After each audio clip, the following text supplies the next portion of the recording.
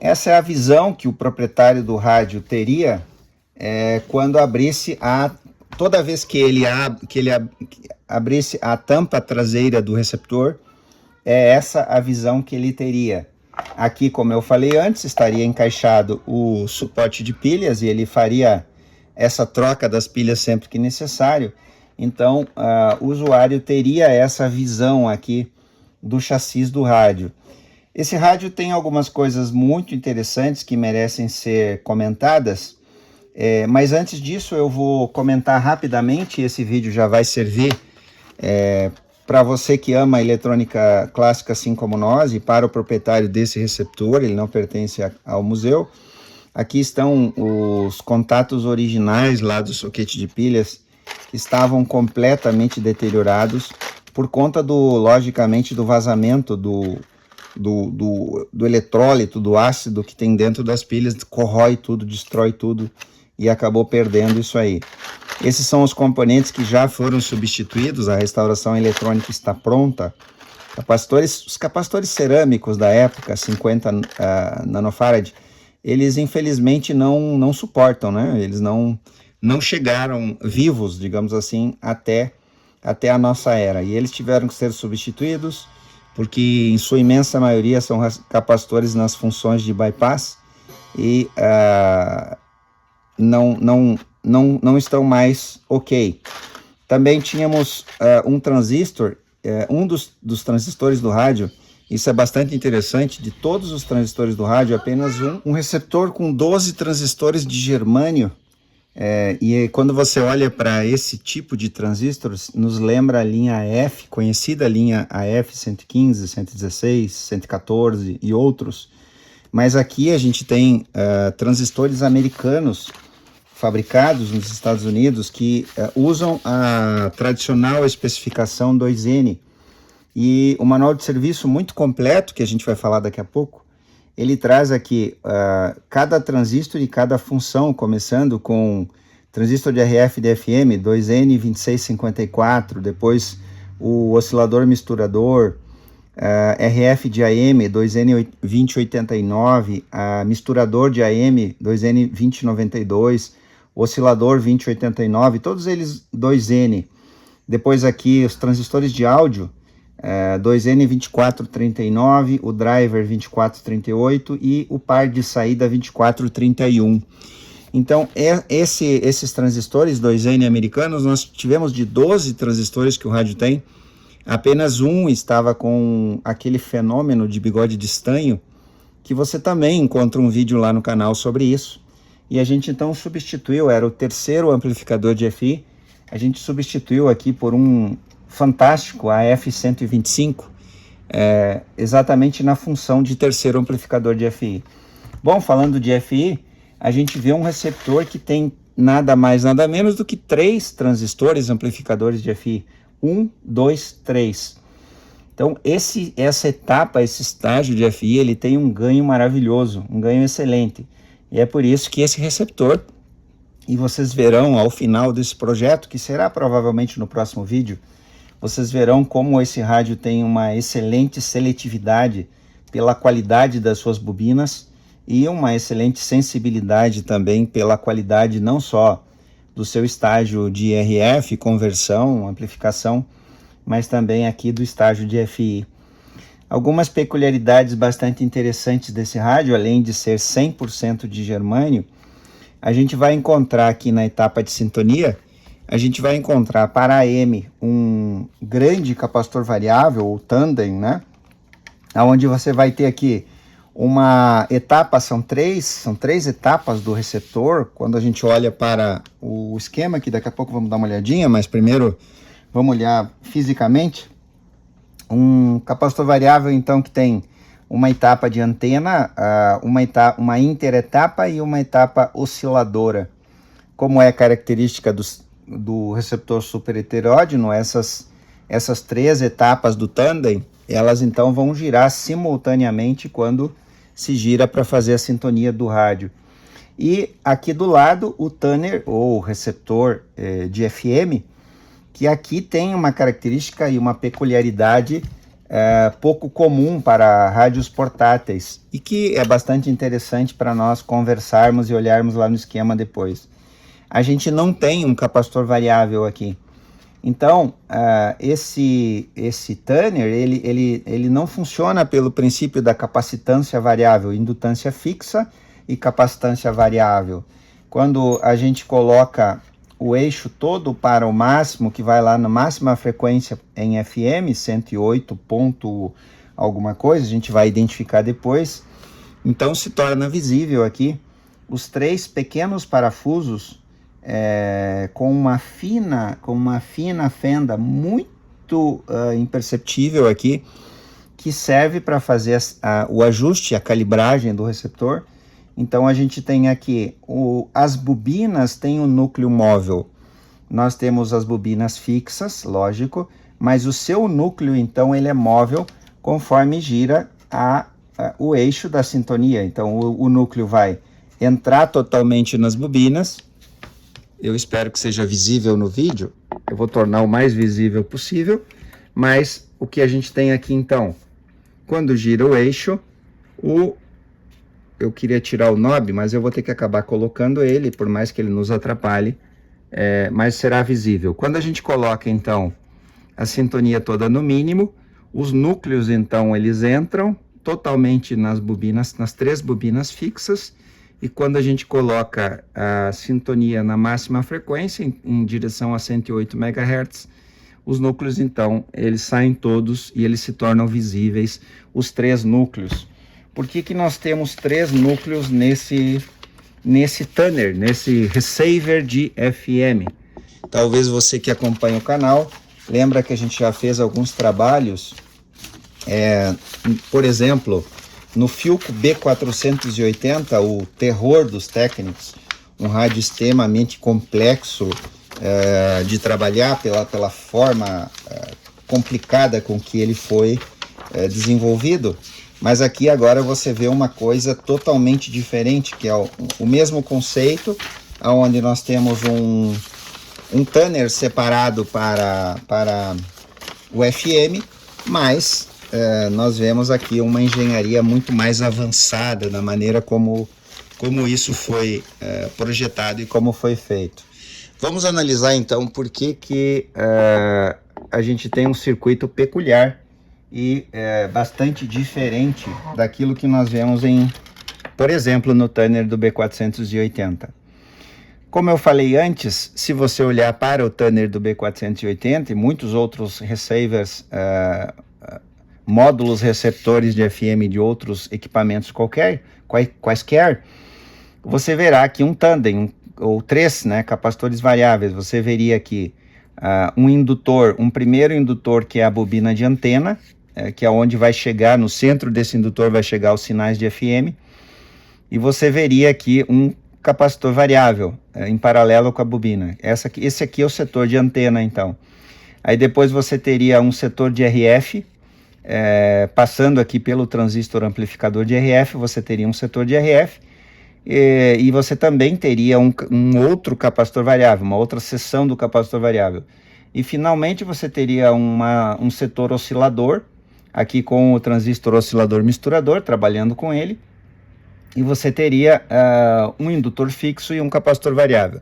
Aqui não, aqui nós temos o circuito onde o capacitor é fixo, então a gente tem aqui C101, C104 e C108, são capacitores fixos, eles não variam, e você tem os indutores L101, L102 e L103, aonde o seu núcleo os núcleos estão todos fixos na mesma estrutura mecânica, que quando gira a sintonia, então eles entram e saem no indutor, e a gente tem uma indutância variável.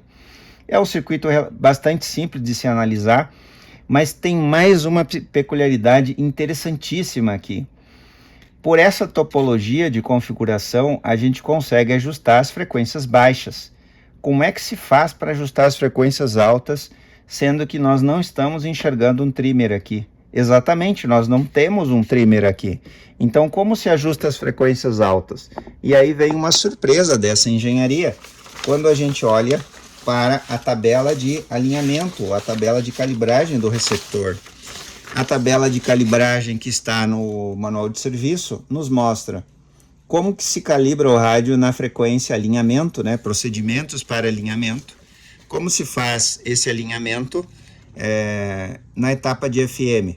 Primeiro, então, vai ajustar, logicamente, a etapa de FI, está aqui, não vou falar sobre isso, mas o mais interessante é o ajuste das frequências de FM, da posição, do rastreio das frequências de FM, ele é único. A gente ajusta somente na frequência de 98 megaciclos, né? Aqui, ou megahertz, e ajustando, então, em 98 MHz, todo o resto do rastreio vai estar correto. Nota-se aqui uma engenharia superior em relação a outros receptores por essa característica de ter um ajuste único no FM. Seguindo e agora finalizando essa análise, eu quero comentar rapidamente sobre a qualidade. Isso aqui é quase como chover no molhado, se você já acompanha os vídeos do canal, outros vídeos do canal, a qualidade de um manual de serviço feito pelos americanos em 1965. Uma riqueza de detalhes em relação ao receptor, que quase que a gente poderia chamar isso aqui de um mini curso do receptor. Se você ler todas essas características, você vai com certeza entender nos mais mínimos detalhes as características de funcionamento desse receptor. Aqui uma tabelinha bem interessante que eu não tinha visto ainda em outro equipamento, onde eles nos indicam as faixas de frequências em megaciclos e em quilociclos e o seu equivalente em metros. Então, se você olhar lá em FM de 88 a 108 MHz ou megaciclos, né? Que é o que se usava nos anos 1960, isso então será o 3.4 a 2.8 metros. E assim avança, por exemplo, a faixa de ondas médias, que vai de 540 quilociclos a 1.600 quilociclos, então ele vai de 555 metros a 188 metros. E vai terminar lá então na faixa de 16 metros, que leva o próprio nome aqui da coluna onde a gente vê os metros, 16 metros, 19, 25, 31 metros, aí sua equivalência. Então, o manual ele tem uma riqueza absurda de detalhes aqui, a substituição de componentes com os part numbers do fabricante. Então, eu imagino que nessa época, não era assim, nessa época as oficinas especializadas de assistência técnica faziam os pedidos na fábrica usando os part numbers. Olha, eu preciso de transistores, vamos lá, vamos achar aqui onde é que estão os transistores, que é o mais usual, né? O mais comum, digamos assim, da gente fazer em reparos. Você encontra lá um transistor, por exemplo, um transistor amplificador de RF de FM, está aqui ele, né? Olha lá, transistor amplificador de RF de FM, o part number 121-294, transistor de RF de FM. Ele tem aqui, pelo part number, você nem encontra aqui, né? É um 2N alguma coisa, mas você comprava então pelo part number. Inclusive as partes físicas da cabine do rádio, né? O gabinete, ou melhor falando, gabinete. Aqui tem um detalhe interessante para você: os americanos nunca chamaram de caixa de rádio. Aqui no Brasil a gente vê se referindo aqui ao gabinete do equipamento como caixa. Não. Os americanos sempre chamaram de gabinete. Esse aqui é o gabinete do receptor. Então, tanto que está nos manuais de serviço deles. Essa relação segue. A colocação dos cordões de dial, esse rádio tem 2 cordões. Isso também é bastante interessante. São 2 cordões. Um cordão que vai fazer a sintonia, né? Então ele vai ligado lá no eixo do tuner de FM, lá embaixo, olha lá, ele está enrolado aqui, o cordão vai lá, faz o caminho do dial e volta para o eixo do tuner. Do outro lado do tuner, esse eixo continua, Então ele tem eixo do lado de lá para colocar o knob, e do lado de cá ele continua. Nessa extensão do eixo, onde está ligado o knob de sintonia, então vai o cordão que vai fazer movimentar o capacitor variável, vai movimentar ao mesmo tempo o capacitor variável. Vamos tornar mais visível, então está aqui. Quando a gente gira aqui a sintonia do tandem, do Tanner de FM, vai girar também o capacitor variável. Simultaneamente, os dois giram ao mesmo tempo. Então tem um cordão aqui atrás e um cordão aqui na frente. Isso não é exclusivo desse rádio, tem outros modelos que também têm essa característica, mas o que a gente pode diferenciar com certeza dos rádios europeus que nós já trabalhamos, traçando um comparativo da complexidade da colocação do cordão em relação ao americano Zenith e aos europeus, como por exemplo Philips, aqui é tão simples que se esse cordão arrebentar, você coloca com a maior facilidade em curtíssimo espaço de tempo. O desenho praticamente aqui em 3D, a gente pode dizer que sim, torna bastante fácil e bastante inteligível a colocação do cordão. Então isso serve de elogio para a indústria americana. A gente tem que render elogios a eles pela simplicidade como eles fizeram isso aqui e como facilitou a vida do técnico.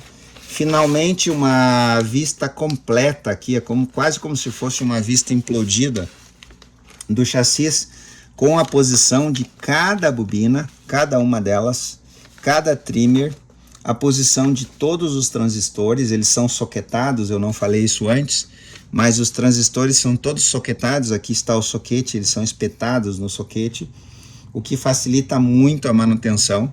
E todos eles, sem exceção, eles estão à mão do técnico. Então essa é a visão do chassi quando ele está preso na caixa do rádio.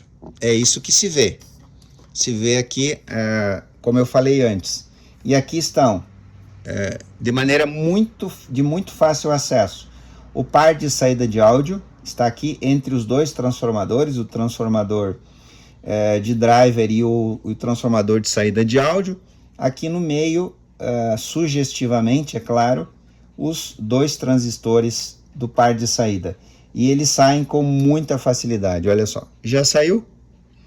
Logicamente e evidentemente, esses conectores, esses soquetes dos transistores, eles têm que estar totalmente limpos, mas o transistor fica bem colocado e isso aqui não dá mau contato, por incrível que pareça. O par de saída, o pré-amplificador está aqui, o driver está aqui. Esse é o driver aqui embaixo e o pré-amplificador de áudio está aqui. Aqui os dois, o terceiro amplificador de FI, o segundo amplificador de FI e o primeiro amplificador de FI. Aqui em cima a gente vai encontrar então o transistor, aqui na parte de AM, o transistor conversor, então onde a gente tem aqui o misturador, né? A gente tem o oscilador e a gente tem o amplificador de RF.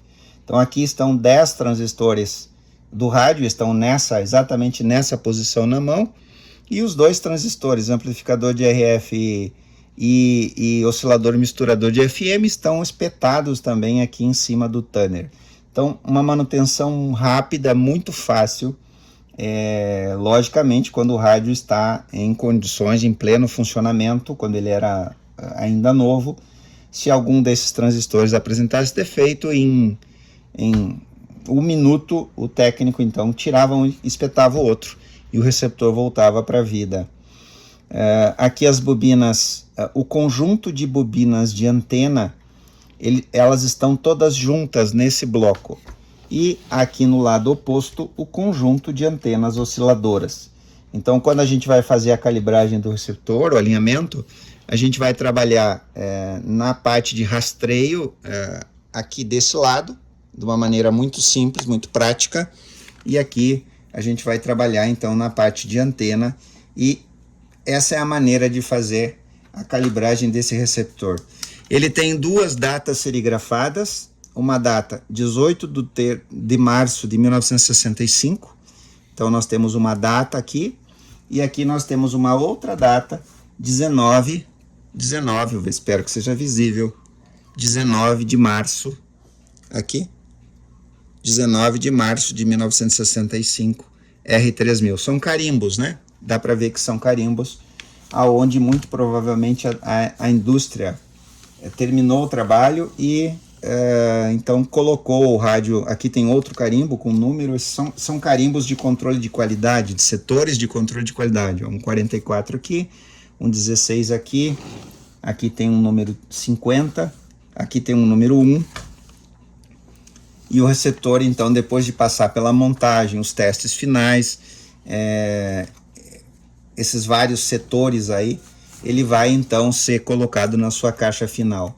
Aqui uma semelhança muito grande com os nossos conhecidos Transglobe da Philco, que tem o tambor giratório em praticamente todas as suas versões, com uma diferença que a gente é obrigado a destacar, sim, e é muito diferente, que a gente tem uma robustez fantástica nessa montagem. Praticamente tudo aqui é metálico, à exceção dessa escala do dial e dessas duas laterais que são feitas de plástico.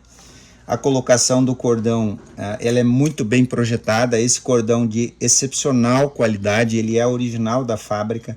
Os dois cordões são originais, tanto esse do dial como esse aqui que faz movimentar o tandem de AM. Tudo está perfeito, como se tivesse saído da fábrica hoje. Bom, esse é o nosso magnífico, maravilhoso Zenith R3000 Transoceanic Royal R3001. No próximo vídeo eu vou mostrar o final desse trabalho, ele montado na caixa, e o principal, a gente fazendo a rádio escuta nele, para que você testemunhe com seus próprios olhos como esse receptor é sensível, como ele é seletivo e por que vale a pena a gente restaurar um receptor como esse. Ainda há tempo. Aqui do lado tem um conector para se conectar uma fonte de energia externa, um conector P2, onde vai se conectar os 12 volts para caso se opte em usar o receptor em corrente alternada. É claro que a fonte tem que ser uma fonte especial, eu já falei em outros vídeos, mas vai de novo a dica para você: não use jamais, em hipótese alguma, fontes modernas, fontes chaveadas em receptores de rádio, porque essas fontes geram um ruído absurdo. Por maior qualidade que tenha a fonte, ela vai gerar ruído no receptor. Então, se você quiser colocar uma fonte no seu rádio analógico, necessariamente essa fonte tem que ser linear, ela tem que ser com transformador, e o circuito dela precisa ter algumas modificações, adicionando alguns filtros e alguma filtragem melhor, para que ela não venha interferir no seu receptor. Esse rádio já está funcionando, eu vou mostrar rapidamente agora. Ele já está funcionando, ele ainda não está com a sensibilidade e seletividade que deve ter, porque o canal de FI e de FM ainda não foi calibrado, e a parte de sintonia aqui também não foi calibrada. Mas a baixa frequência já está funcionando, ele já tem áudio. Hoje vou me embriagar, garçom, não me põe pra fora, sei que já passou da hora.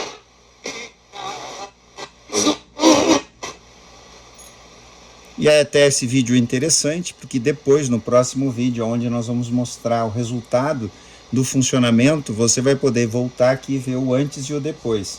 Se você observar, verá que a sensibilidade está baixa do rádio. Praticamente ele está sintonizando as estações mais potentes somente.